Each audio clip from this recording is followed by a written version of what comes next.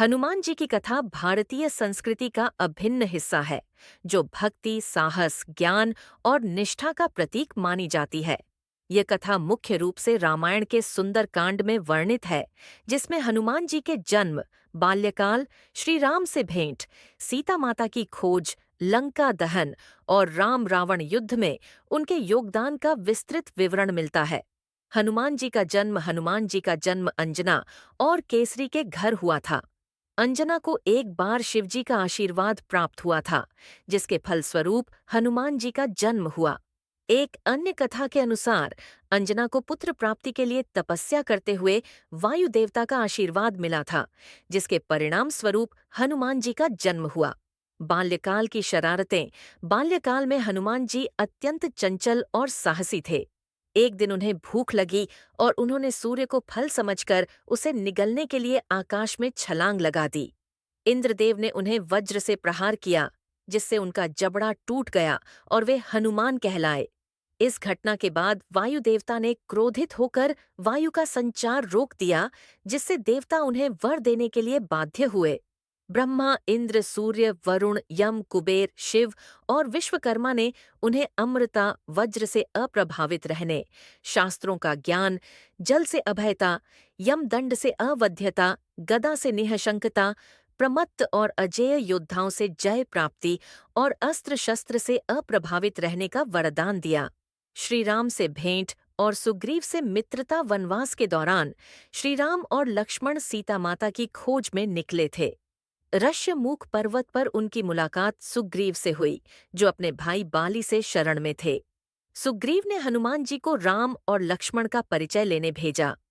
हनुमान जी ने ब्राह्मण के रूप में राम से भेंट की और राम ने उन्हें पहचान लिया। इसके बाद हनुमान जी ने अपना वास्तविक रूप दिखाया और राम के चरणों में नतमस्तक हो गए। राम ने उन्हें गले लगाया और मित्रता का प्रस्ताव दिया। इस प्रकार हनुमान जी और राम के बीच अटूट मित्रता का आरंभ हुआ। सीता माता की खोज और लंका दहन। राम और सुग्रीव की मित्रता के बाद सुग्रीव ने अपनी वानर सेना को सीता माता की खोज में भेजा। हनुमान जी ने समुद्र पार करके लंका पहुंचने का निश्चय किया। जामवंत ने उन्हें उनकी शक्तियों का स्मरण कराया, जिसके बाद हनुमान जी ने अपनी पूरी शक्ति का उपयोग करके समुद्र पार किया। लंका पहुंचकर उन्होंने सीता माता को अशोक वाटिका में देखा और उन्हें राम का संदेश दिया। इसके बाद रावण के दरबार में जाकर हनुमान जी ने रावण को चेतावनी दी और उसकी लंका को आग लगा दी, जिसे लंका दहन कहा जाता है। विकिपीडिया। राम रावण युद्ध में योगदान। लंका लौटने के बाद राम ने रावण से युद्ध की तैयारी की। हनुमान जी ने राम की सेना में महत्वपूर्ण भूमिका निभाई। उन्होंने राक्षसों की सेना को पराजित किया, राम के लिए संजीवनी बूटी लाने गए और युद्ध के दौरान राम के रथ को संभाला। उनकी वीरता और निष्ठा ने युद्ध के परिणाम को प्रभावित किया। भक्ति और उपासना। हनुमान जी की उपासना विशेष रूप से मंगलवार और शनिवार को की जाती है। हनुमान चालीसा, सुंदरकांड और बजरंग बाण जैसे ग्रंथों का पाठ करके भक्त उनकी कृपा प्राप्त करते हैं।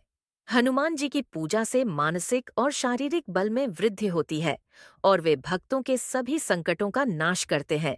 चालीसा निष्कर्ष। हनुमान जी की कथा हमें साहस, भक्ति, निष्ठा और सेवा का पाठ पढ़ाती है। उनकी जीवन गाथा प्रेरणा का स्रोत है और भारतीय संस्कृति में उनका स्थान सर्वोपरि है। हनुमान जी की उपासना से जीवन में सुख, समृद्धि और शांति की प्राप्ति होती है। यदि आप हनुमान जी की कथा को और विस्तार से पढ़ना चाहते हैं, तो आप विकिपीडिया की हनुमान जी की जीवनी पर जा सकते हैं।